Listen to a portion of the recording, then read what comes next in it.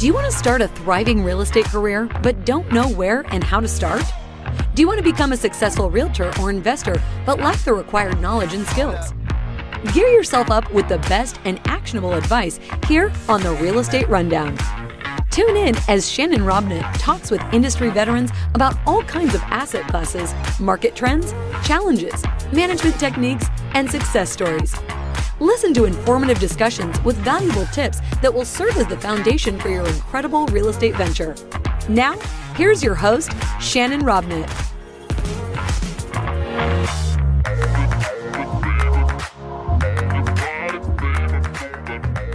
Hey everybody, welcome to the Real Estate Rundown. This is our second season, and one of the great things that I have the opportunity to do on this podcast each and every time is to interview people that I see in the world that are doing things just a little bit differently, but really, really loving their life. And I've actually met this person in Idaho. So guys, I want you to give a warm welcome. If we could hear you, we could know that you are welcoming my friend Melanie McDaniel. Melanie, how are you? I am great. And we almost met in Mexico. We just didn't make it happen, but we did. But we've met in Boise twice. And you know, the great thing about that is you are totally nomadic at this point in your life. You have made you've made some choices, you've made some decisions that have allowed that to happen. Tell us a little bit about what your background was, why you've been all over. I mean, I get to play Where's Waldo with you every time I talk with you about where you at now, right? And now what you're looking forward to. You'll always know at least kind of where I am by my hair. If my hair is straight, I'm in a dry climate. If my hair is curly or messy, I'm probably in a humid place. That's right. And you are in Arizona now, right? Very dry. Yeah, short stop, but yeah. Yep. So my background, I was raised, to go to school, get a job, that whole rich dad, poor dad thing. I read the book, changed my life, of course. So, but I've also had this traveling spirit, this curiosity to be in the world. And it's probably something to do with my sixth grade teacher who taught class from her personal slides about the Etruscans, about the Romans, about the Egyptians, whatever. And then in junior high, we had foreign exchange students in the home. Maybe that's part of it. My parents were really great about traveling. We had a little trailer. We had boats. My grandparents were in different states. So as a young person, I got to branch outside of my community, out of my state and stuff. So maybe that's all led up to who I am today, or maybe I was just born to be this curious traveler. I don't know. But I first joined the military because I was 17, didn't know I wanted to be when I grew up. And I knew I needed to mature. I wanted to get some life experience. And by the way, the Navy, I was insured to travel the world if I joined the Navy. So I chose the Navy over all the other services, which was beautiful. My first duty station was in Italy. So checking the box there. There you go. Then when I was getting out of the Navy, I'm like, well, what do I want to do? What do I like? I still didn't know. So I studied travel administration. I have a bachelor's degree in travel. Okay. There you go. It's all indications of who I am, right? Right.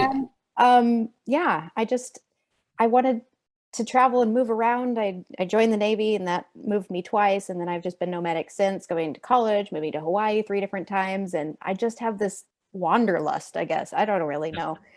Yeah. But at some point I thought I needed to settle down and get a job. So I got a federal job. I was a park ranger for 9 years and I was miserable, but didn't know it because it was just good enough. Those golden handcuffs they talk about. Right. Just over broke. Yep. All the analogies that we hear. So unfulfilled. Yeah. In 2 ways, the work itself, and then of course not being able to travel about. So when I left that, or when I got the mindset that I could do this different life, I was very intentional about how I designed it. I knew if I worked from a computer, all I would need in life is Wi-Fi. And so that is what I set out to create. But there were some other steps along the way. I mean, look, I think we met 2 years ago, roughly. We met. It was in 2020 during COVID times. That's true. You lose a year when COVID mush hits, right? So we met then, and you have been on the go since with no fixed base for a job, fixed base of operations. How did you set up to support that so that you could go be nomadic? I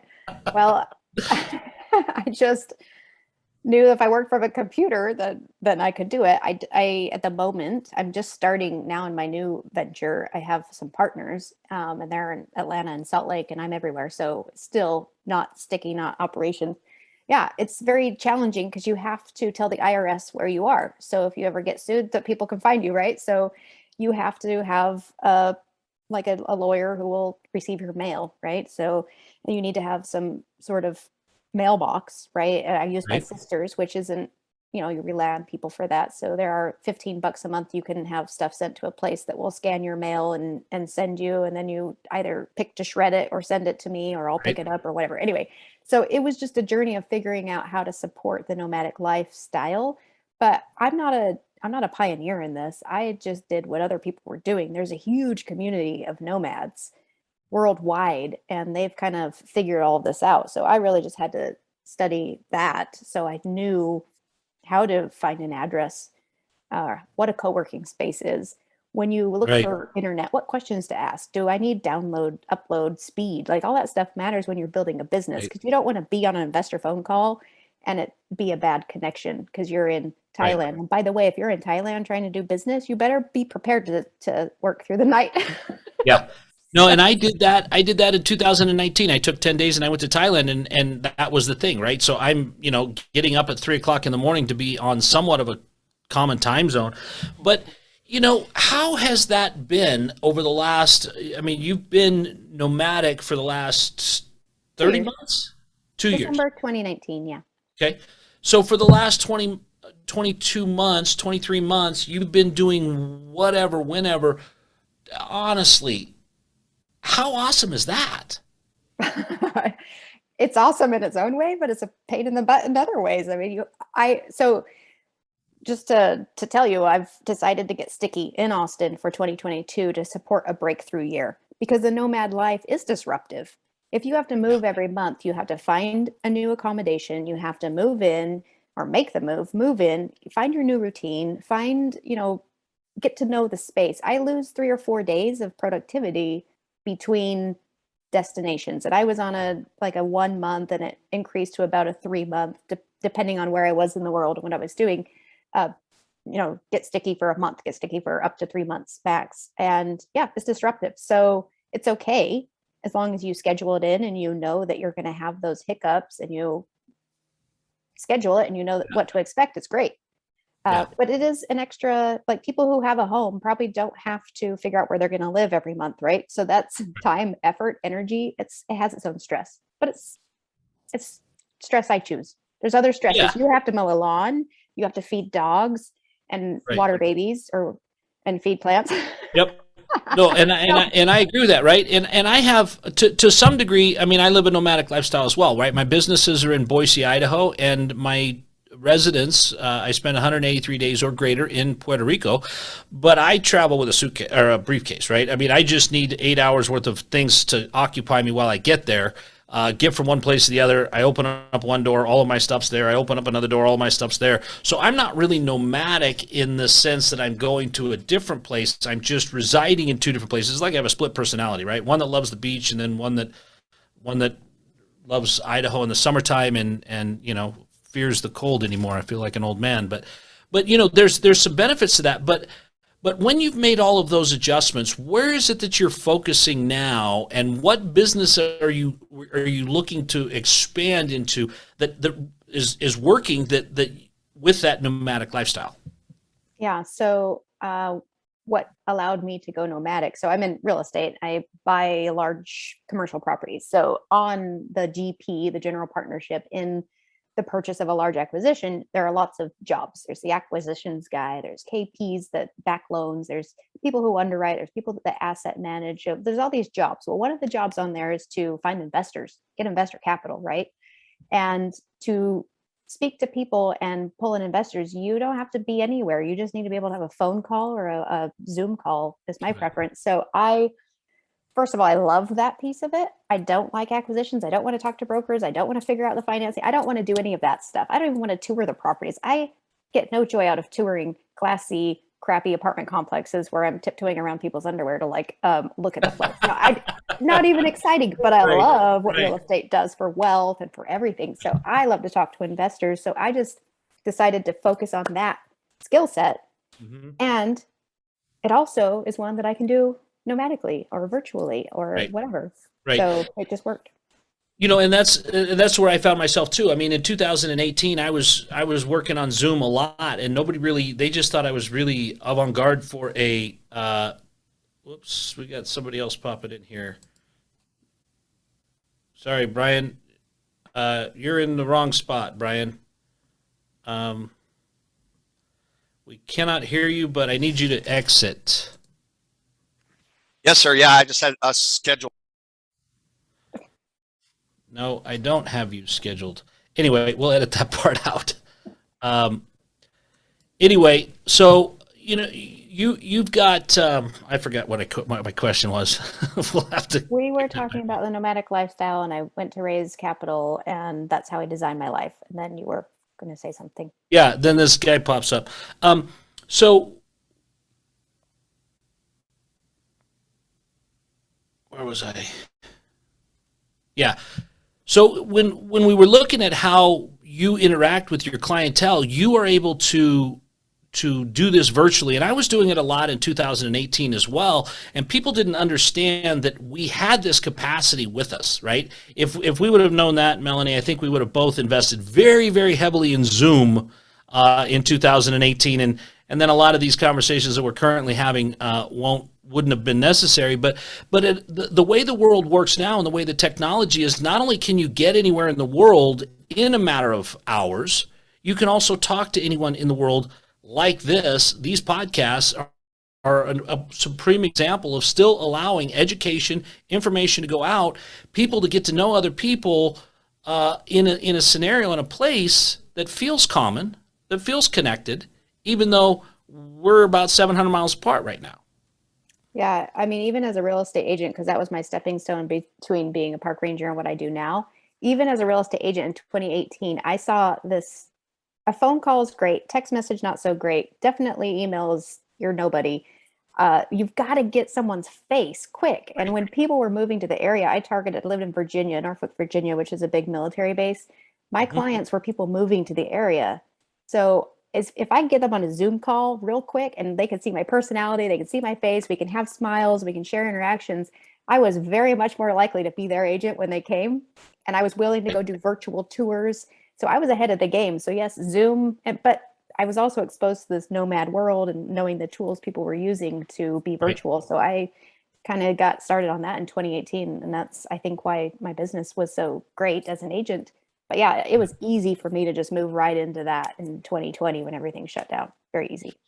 You know, and one of the things too that you've seen in your travels, both internationally and across the United States, in your nomadic period, we're going to think of this like art culture, right? We've got the nomadic period, we've got the sticky period, right? But when you're looking at that, and people are talking about financial freedom, that could mean a lot of different things in different areas of the country, in different countries in the world. What does that look like in other places that aren't here in the U.S.? Well, I will tell you, it's called geohacking, right? The American dollar. If you can make money in the American dollar and go live in a third world or at least a cheaper country, Thailand, Mexico, your American dollar goes a lot further in those countries. Yeah. So I call it geohacking. So now are you paying taxes here in the U.S.? Are you paying taxes in Mexico? How are you doing the tax thing? No, I'm the typical base. Like at the moment, my LLC is in Arizona, so that's where I'm paying taxes. I am moving to Texas officially, so that's where I'll pay taxes. So I have not mastered or tapped into the game of doing the Puerto Rico thing or trying to not. There are definitely higher plays for that for sure. But I'm also not making the sort of income where I need to go to that extreme yet. Mm-hmm. Well, the reality is too, though, you're able to be a lot more flexible with, there's always rules, right? And there's always this balance. And I think, I think that I see I have a lot of admiration for you because you found the balance that's working for you at the time that you want it to work for you, right? And the biggest thing about this whole thing is you're the one that's picking the balance. You know, there's nobody saying you have to be at this location at this time. It's you saying, I'm going to be at that location at that time, right? Yeah. So when you're doing your business, you said you've got partners in Atlanta, you got partners in Salt Lake, you're doing large scale real estate, you're doing syndications, you're doing the investor management role of that. How are you looking to maximize that going into this next period of your life where you're able to be part of all of that with everything that you've learned over the last couple of years? Man, so it is a journey, and it's funny, just when you think you're learning something, you never know it all for sure. You just expand and expand and expand and expand. So now I've launched a fund. I have a fund, and that is the next thing. So one of my partners is my underwriter, and he's like the technical brains behind everything. I'm still the relationship person, finding deals, finding investors, and we marry it all together in a nice little fund investment, and that's the next step. So it's yeah, I can go into the structure. It's not like a blind fund or anything if you want to talk about that. But that was the expansion. It was from, okay, I want to do my own deals to, oh, okay, I'm going to raise capital for other people in co-GP. And now it's like, no, I'm going to start a fund because I don't want a limit. I don't want a sky. So let's talk about that. So I mean, so you've got your syndication. That is typically your single asset deal where we're buying either a Class A or a Class C and we're turning into a B. We're building something. So that's a typical syndication. What's a blind fund versus your fund, and why did you pick what you picked?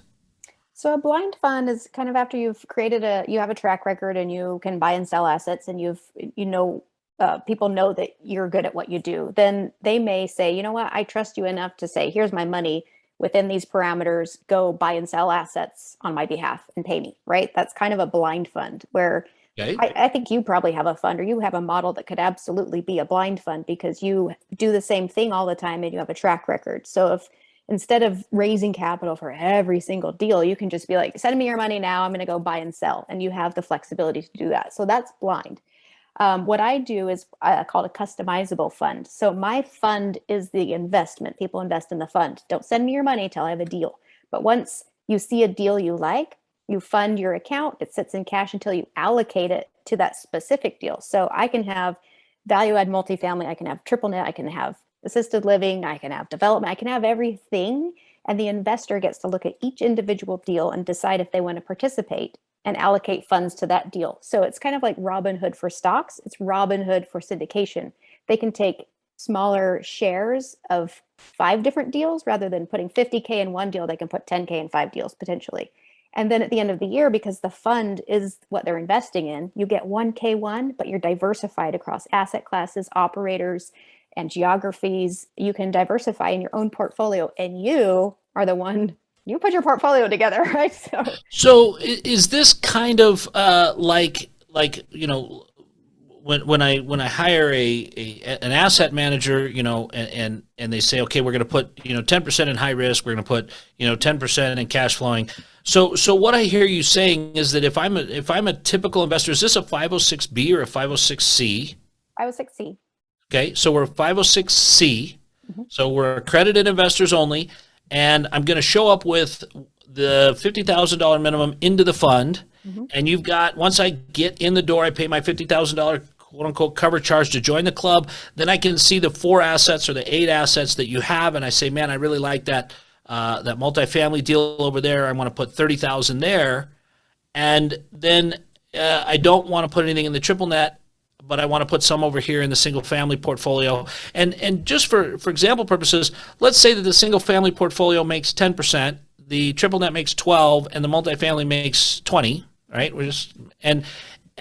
Am I going to get I only get returns on the 2 that I'm invested in, so I would get, how do you guys account for that on the back side? Is that just you guys are doing the accounting and then I don't have to? You're making it simple for me? Oh yeah, so simple. So it's a software program. It's a company. It's not me. I'm not figuring it all out. There is a company that has created this platform, and their software tracks everything. So it's tracked buy the deal by the day you came into the deal, because we can close on the deal and then sell the shares. So Right. if you don't come in till week 2, your timing starts on week 2. I mean, say Right. it's 14 days of a 5-year deal, not a big deal. Right. But so it's calculated per deal per day in what's called day units. So it counts per day which deal you're in, and it's software. And then Sure. we generate at the end of the year the data from the software, give it to the CPAs. The CPAs figure it out. They issue 1K1 to each investor.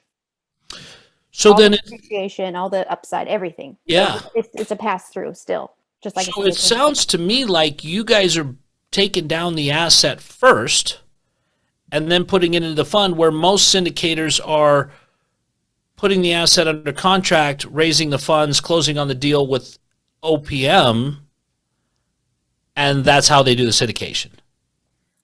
Right. So right now it's kind of a hybrid until we build. So the fund is just launched in last month. So this one, we're raising half of it and pre-funding half of it. So we'll send them, the guys, $1 million check, right? But 50 grand we'll pre-raise and 50 grand we'll backfill to backfill later. So that's, Got it.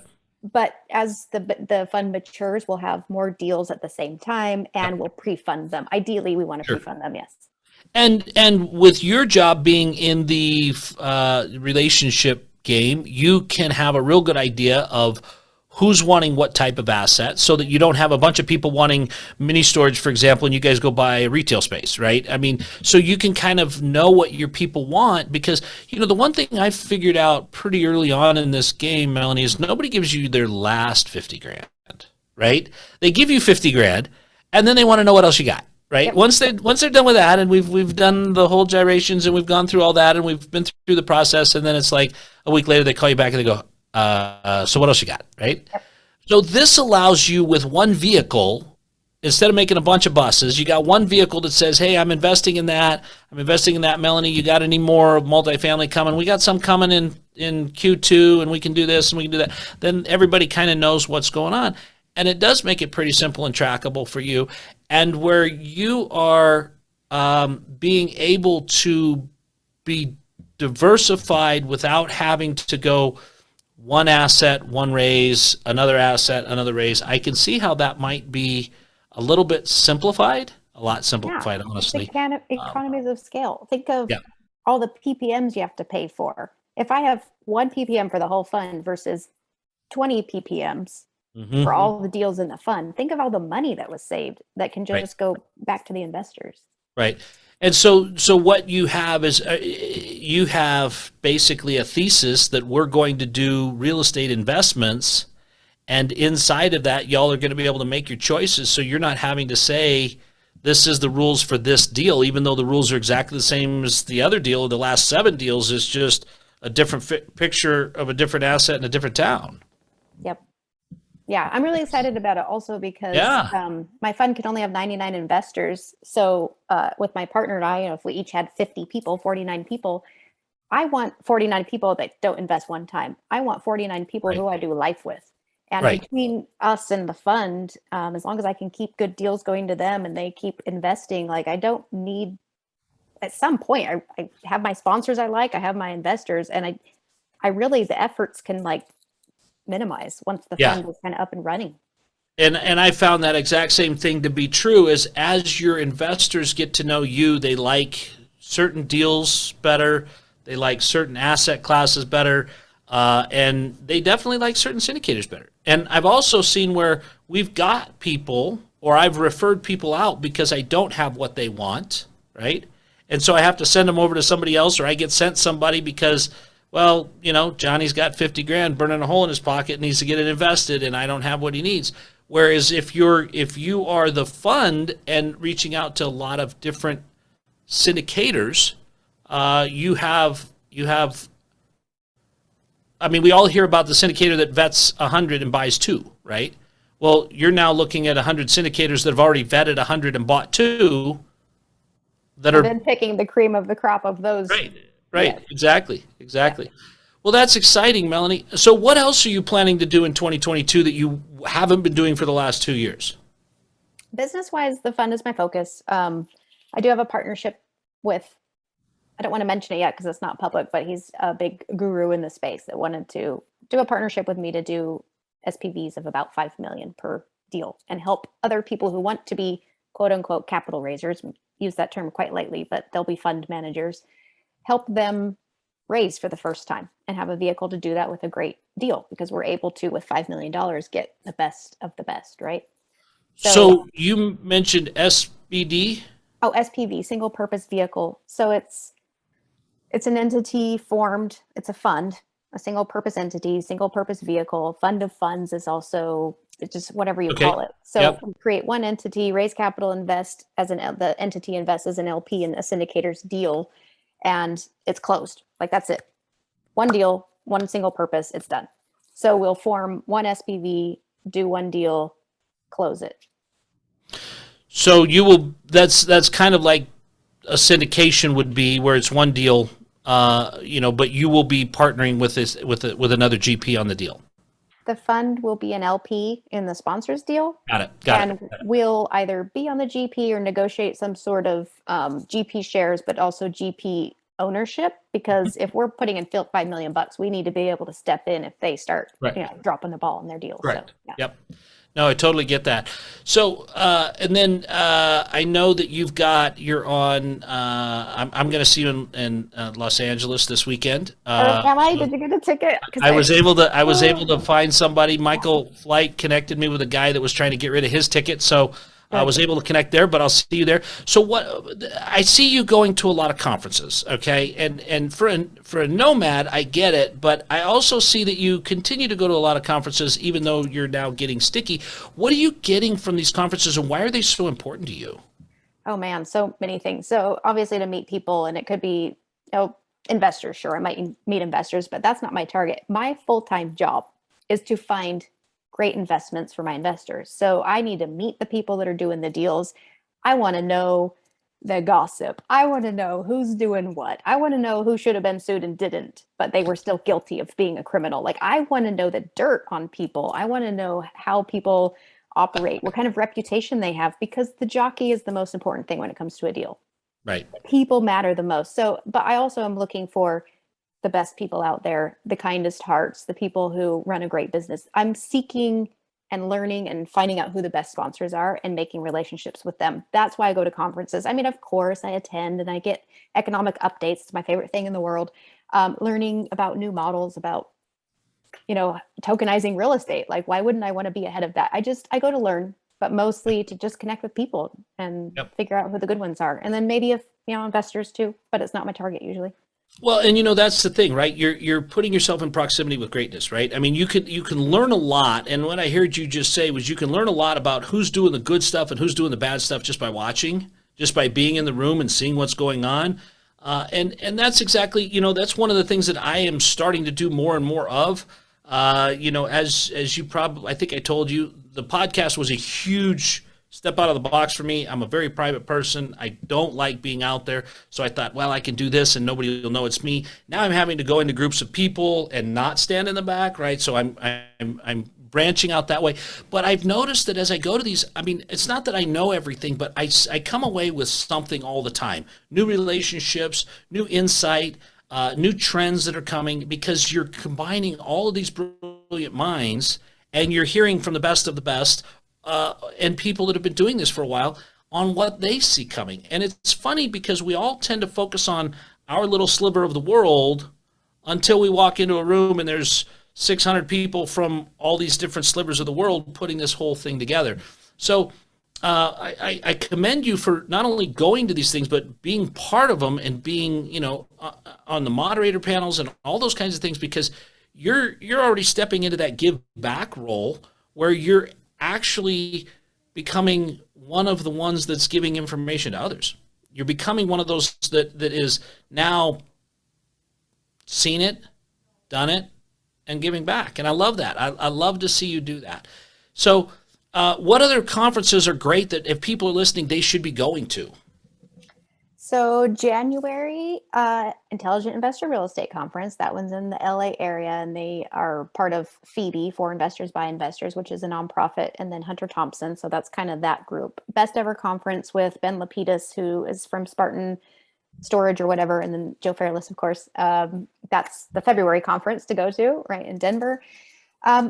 I think the real estate guys have a lot of really great products. I know you've been to their one in Belize. I have not been to one of their events, but I want to go. But in general, I think those guys do a great job overall. And I've Yeah. met Robert Helms and Russell Gray a number of times. I think they're solid. I go to Michael Blanc's Steelmaker Live, which is in July in Dallas. I went through his program, so it's kind of like home for me. That's my home base when it comes to conferences. But I'm starting to branch outside of just real estate specific conferences because I want new ideas. So last year I went to the New Orleans Investment Conference. I was exposed to gold, silver, oil. How did I miss you there? We Did I saw see- each other. We ate dinner together. Shut Oh up. my gosh. I have a picture of us there. And I met your wife.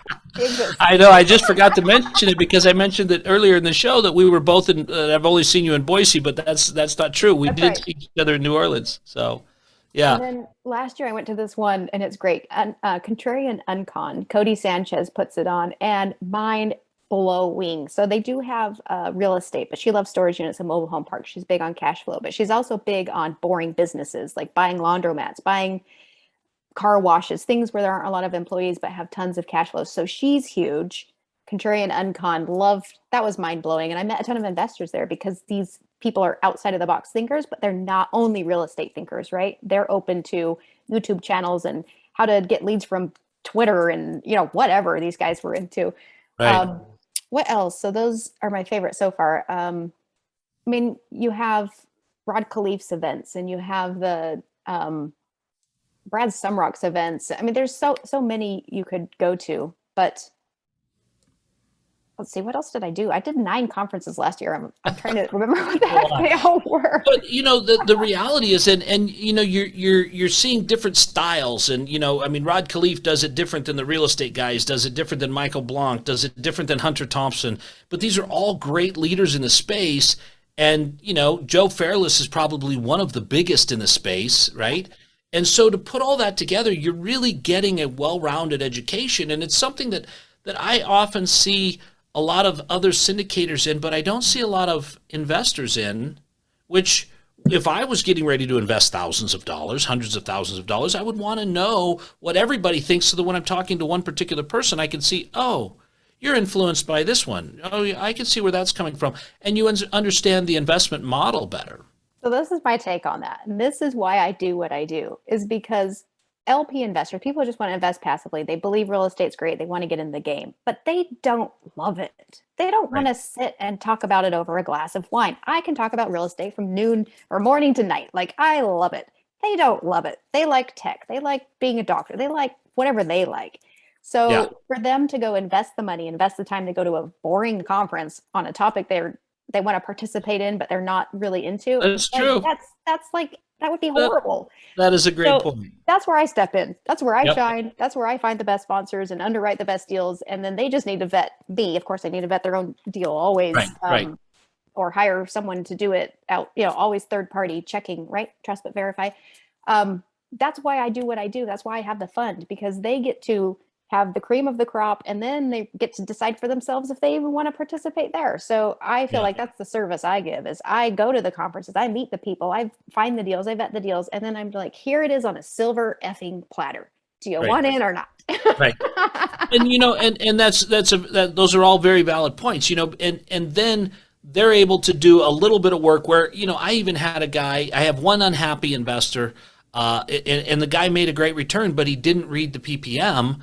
And he didn't pay attention to even that. So I totally understand what your thought process is, because he was being so passive that he didn't realize that this was a growth deal, an appreciation deal, not a passive cash flow deal. And so he was looking for his check every month and didn't realize that was very clear in the PPM. And so I totally get what you're saying about them not really wanting to do a huge deep dive into all the details and all the underwriting options and how do you get this and the economic, all that stuff. So that's a very valid point. So where can people go ahead? I would make one recommendation then for people like that. One book, if you don't mind. It's not my book, and I get no benefit to push it. But Dan Kruger and Anthony Vicino, they did a really great book recently. I think they put it out even last year. It's called Passive Investing Made Simple. Mm-hmm. Their syndicators are up in Minnesota, but their book, it's you can drink from a water fountain on that versus, what is the one, what's his name? Ryan Burke wrote is it Ryan Burke that wrote the one that it's just so technical I can't even get through it. But for a passive investor, I highly recommend Passive Investing Made Simple by those guys. And it's at least it will tell them, hey, you should read the PPM and understand what it says, like at a minimum. You should vet your sponsor. You should look at the underwriting or hire that out. You should have some market knowledge. You should know what cash flow versus IRR is. You should know the difference between development and So at a minimum, read that book and then then it's the people. It's all about the jockey. If you get the jockey right, everything else should be right. Yeah, no, that's true. You make a lot of valid points there. So since we don't know where you're going to be, where can we always find you? Oh, I'm on all the socials. I mean, LinkedIn, people find me there. I mean, Instagram, not that, it's whatever they find. If they like Facebook, Instagram, or LinkedIn, they can find me there. They can always find me by emailing me, Melanie at freestylecapitalgroup.com. Freestyle Capital Group is a website as well. They can join the investor club, get through the portal, right? Get through the funnel, eventually get to me. At the end of the day, I want people to get to me, not deal in my social space. I just want to connect with people. And if we don't vibe, we don't vibe. I don't want to waste my time. I don't want them to waste their time. But if we vibe, I want people to be my people, right? Yeah. And that's one thing that I do appreciate about you is that you are reachable, right? That people aren't getting into a funnel that leads nowhere and then they're either left to make a decision or left, right? Where people can actually get in touch with you and they can actually talk to you about what's going on and what do you see on the horizon and really start to do something that most people forget when the words connect, financially plan something with financial planning, right? Know what's coming and know where deals are going to be coming from and where you think things are going to be at and when they can deploy capital. So I would encourage everybody to reach out and connect with this young lady because she does a phenomenal job. And you guys have gotten a glimpse of that today. So I want to thank you, Melanie, for coming on the show today. I want to thank you for joining us from very dry Phoenix, Arizona. I hope the hair survives. And everybody else, we want to thank you for joining us on the Real Estate Rundown. Don't forget to like and share and subscribe to the Real Estate Rundown on Spotify, iTunes, or wherever you get your podcasts to get your automatic updates, and you'll know when we drop another episode. Also, leave us a review. We'd love to hear from you. We'd love to see who you'd like to have on as our next guest. We'll see you guys next time on the Real Estate Rundown. Bye. That's a wrap for today's episode of the Real Estate Rundown. Let these newfound strategies pave the way to start a successful career or a profound rebranding. If you loved everything you have heard, listen to more conversations at www.shannonrobnett.com. And be sure to leave a rating, share it with your friends, and subscribe. Until the next episode.